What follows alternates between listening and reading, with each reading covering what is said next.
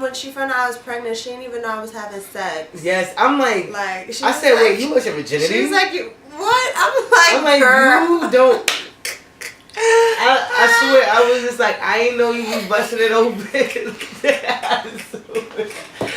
I was like, okay. She wanted me to model her hair, and I was like, I'll do it, but I got this belly. She was like, wait, what? You pregnant? I swear, I was like, wait, I thought you just... Yeah, yes, this is pregnant with her baby daddy for like, what, we was together like 2 years before. Yeah, but I think that's probably why, because I'm not the type to OD be posting my business too much. I don't know. But then a lot of people always thought I was like a full-blown lesbian too. That's another thing too. That's probably what she wanted to say. People thought I was a lesbian. I love ladies. No. But sis, not. That's not what I thought. I really thought that you was really just quiet and. No, I like sex.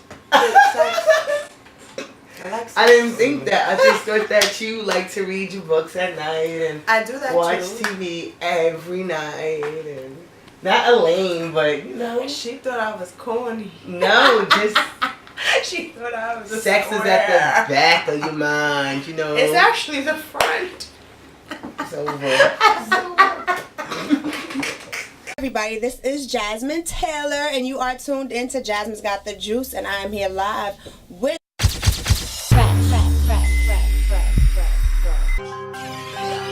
I got the juice now. I hop in the coupe now. I'm dropping the roof down. I'm hitting the few times. I'm chasing the moolah. I keep me a shooter. We gon' hit your medulla. So don't fuck with the ruler. I got the juice now.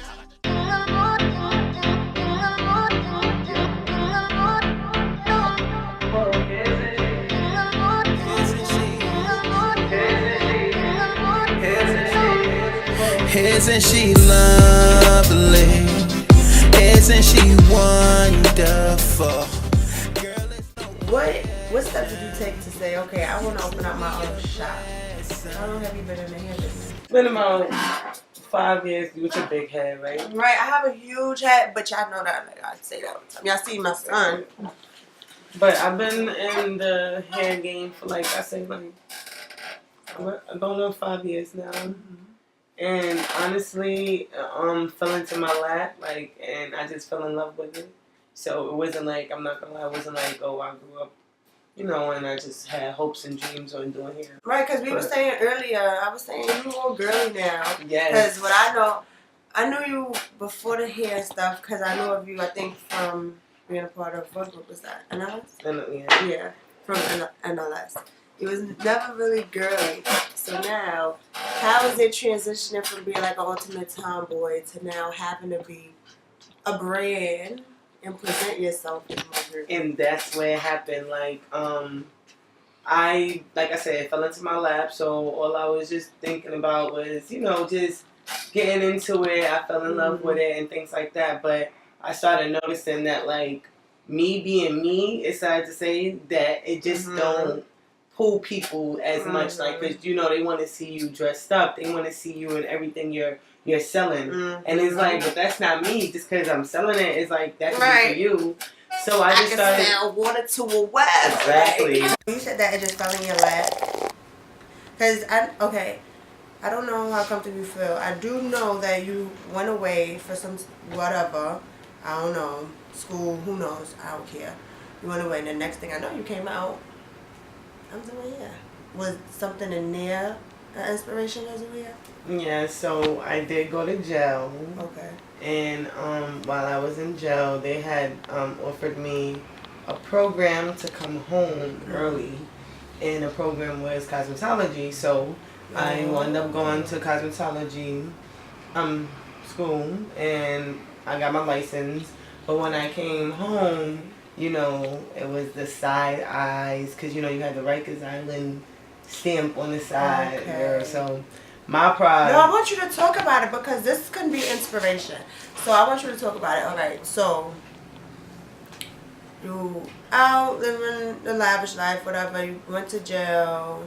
over something that, but that was God, because it was like the wrong place, wrong time. Right. So I was in there, I was really, really like so mad. Like, I'm like, Right. I don't even care for a program. I don't even care. Just one day in there, I didn't want to do, so, but it was a blessing in disguise. And when I was in there, like I said, I had to do the program. So I did the program, and I was in there for like 6 months.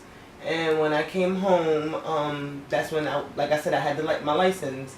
But just, me showing people, my accomplishments, people were still giving me like the side eye because of how I got it. Right. So at that point, I liked it. So I just went back to school for, they give you all this, all these, I don't know. Like, they give you just like all of these, like, what's the, financial aids and stuff. Okay. When you come home, whatever. So I wound up going back to school. That's so good, because some people, sorry to cut you off, but some people, they were actually like, because they would get side-eyed of how they got it, they would be discouraged. Yeah. So I commend you for not being discouraged, to actually go back, say F it, go back to school. Therefore, now, I'm going to show you 5 years in. But even before you had your shop, you was already selling hair online and delivery. So how was that? Obviously doing good for you. So when like I said, when I came home, I was going to school for hair. Beyonce Cosmetology School. She has a school. So I went there, and I wound up getting my license again. So when I came, and then when I got out, I went to I took a trip to DR, see my family and all of that. Okay. And I wound up walking into a little barbershop for females. And they was actually cutting off their hair and donating it. Really? Yeah, so I took some hair for myself at the time. And while I had it, I just noticed that everybody, was giving me compliments.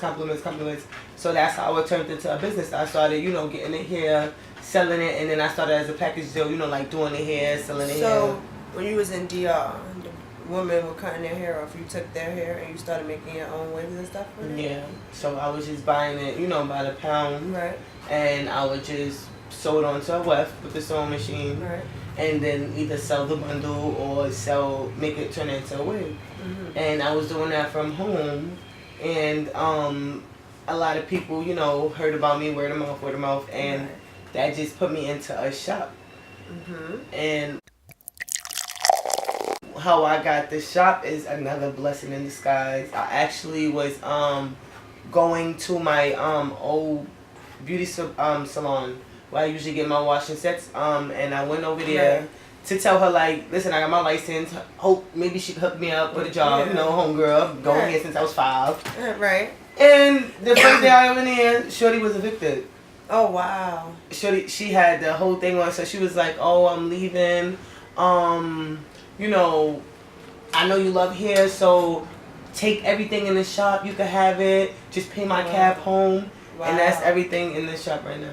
Oh, wow. So I was just like, but at that time, I still didn't even know my blessing. So I'm like, ooh, I could sell this on Craigslist. Right, what am I going to do? I could get $500 for this. I could get $100 for that.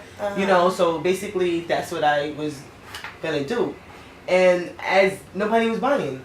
I got all of these posts. I'm like, why nobody buying? I'm knocking the price off until I said, let me put it in storage. And when I came to storage, I seen they had a office space for rent. And I wound up just taking it. And instead of renting out storage I turned it into a business, and I already had my license. I went to get my business certificate, to certify my business. And this is where I'm at.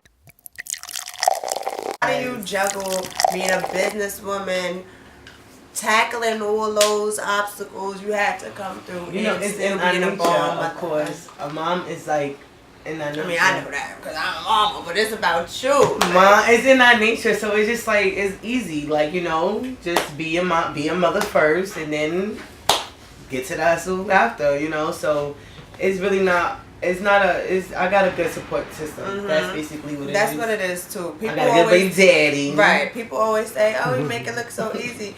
I don't think being a mother is hard. I don't think being a mother is hard or anything. Like you said, you always got to be a mother first. You got to be a mother first. Once you put that second, or once you put that in another, if